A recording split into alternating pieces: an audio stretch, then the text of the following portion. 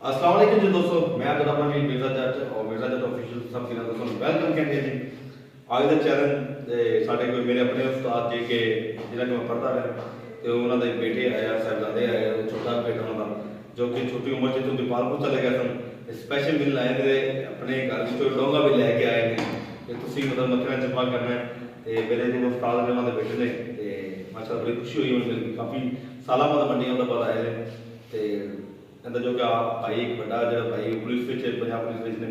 की नाम है तेरा नाम बाकी बोले दीपाल को किन देगा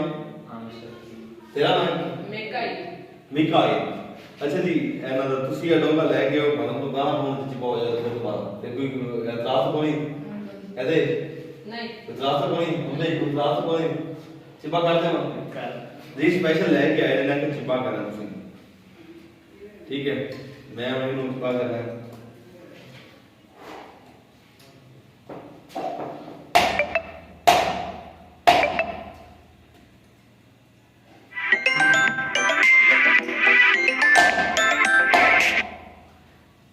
देख सकते हो दोनों साइड डोंगे का हाल बेहाल कर रहा है तुम देख सकते हो सारा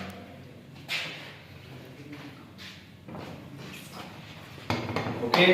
है अपने वीर ने भाई ने छोटे वीर ने इस वे तो कोई चैलेंज ज़्यादा मैं सैटिस्फाई नहीं करना क्योंकि मैं काफ़ी ज़्यादा चैलेंज होते हैं लेकिन ये छोटा नहीं मोहब्बत प्यार सी तो मैं इस वे तो किया है लेकिन अगर कोई भी चैलेंज करना चाहो आप दिल की ख्वाहिश हो मंडी का पता हो सकता है उनके हर चैलेंज जो आप आके देवा सी